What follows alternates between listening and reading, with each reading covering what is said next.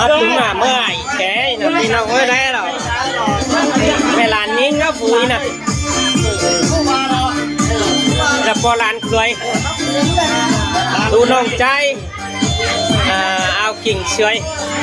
นี่เราเมื่อไหร่ตาเข้าซุกไปผัวบ้านนี่นะนี่เราตาเชื่อชาวนั้นเนอะนี่ตาน้อมด้วยตาเชื่อประมาณนี้ตาเชื่อเราที่กินเราร้านนี้นะเราร้านนี้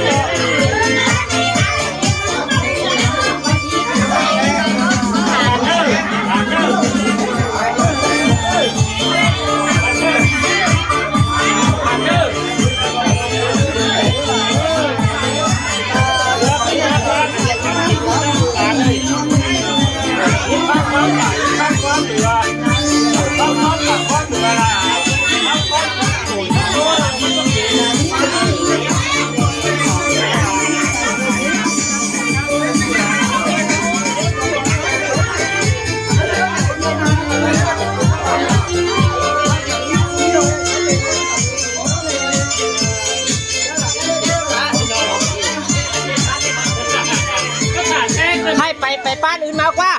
ไหนไปบ้านอื่นมา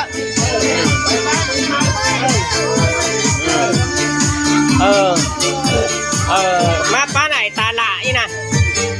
มาป้าไหนตาหล่าอีนะ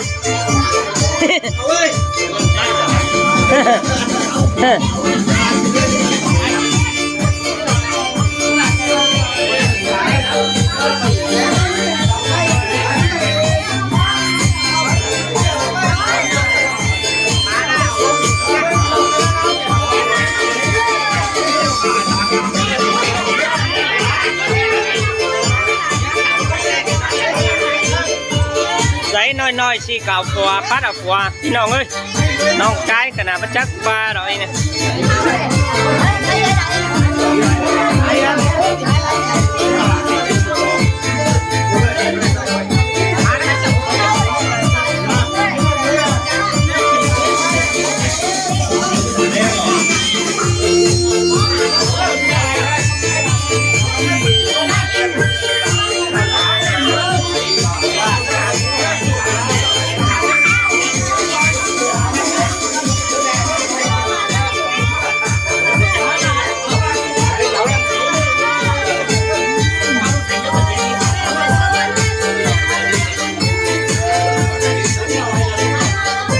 ไปป้านี่มา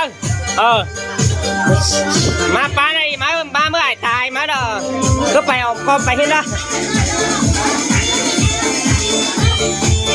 ไอ้ใหญ่ตาบวนไอ้ใหญ่ชื้อบัวได้จะไหลชื้อ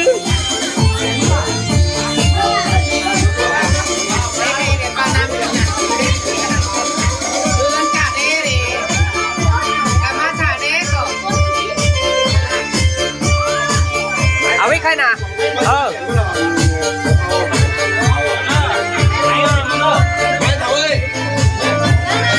ไม่เนาะไอ้ซื้อที่ไหนเอาเราบ้า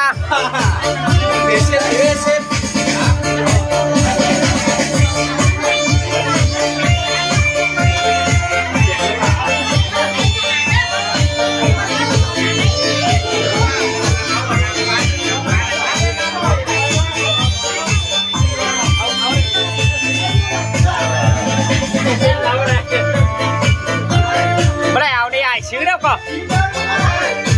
ได้เอาบ่ได้มาหรอกเนี่ยแต่เลี้ยวนั่งยาวพี่น้อง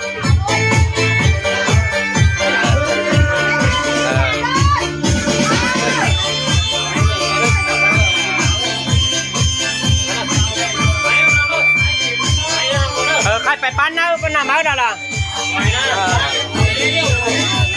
ปั้นไตเราก็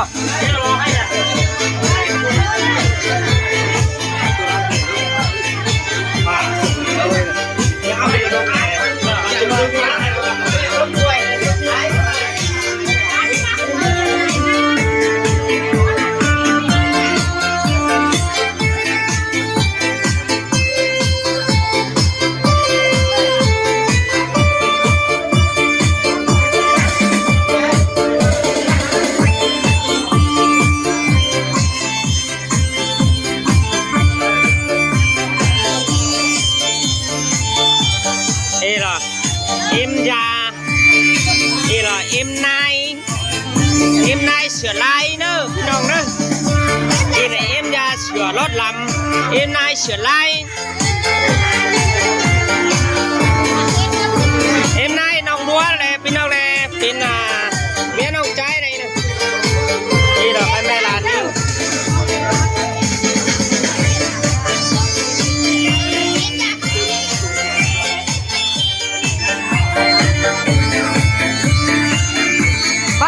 bắt tay sao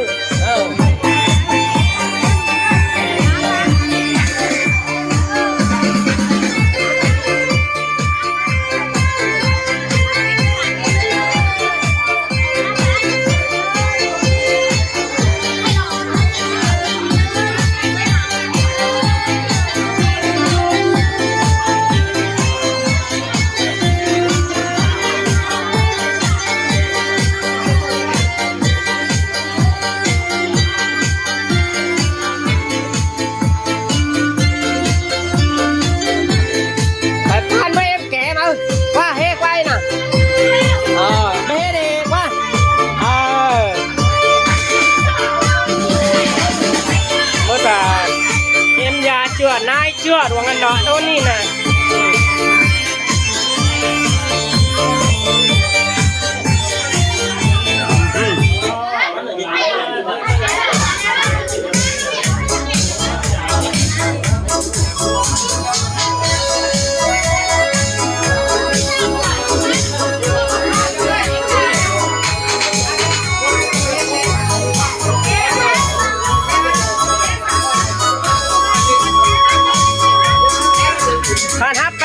สามไม่เท่าเพื่อนเรือนี่นะ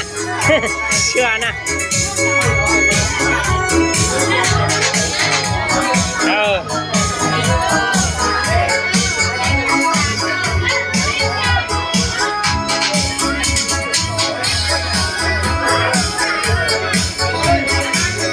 แข่งแน่ป่ะพะแบ่งไม่ได้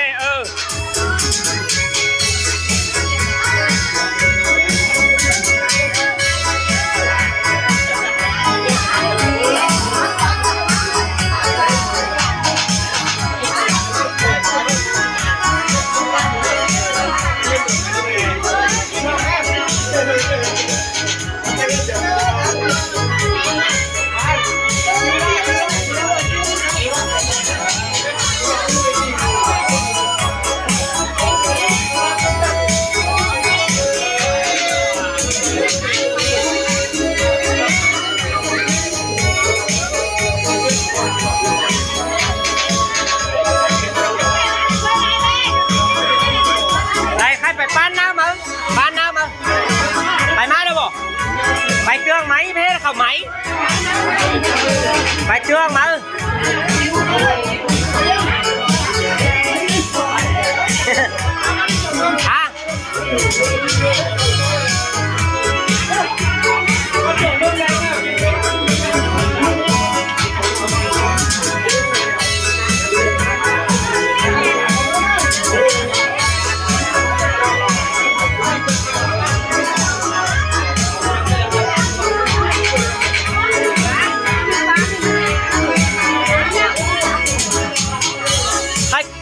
ชอบแล้วบอกป้านี่จุ่มแล้วบอกฮะ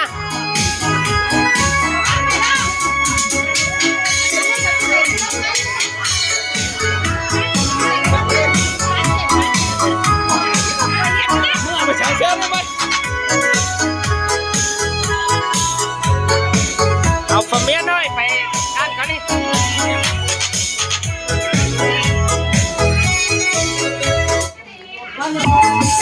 บอมเอ็มไปแช่แอร์บ้านน่ะ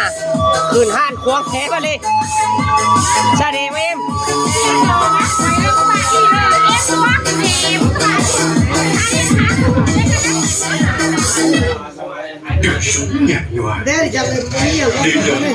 นี่แหละ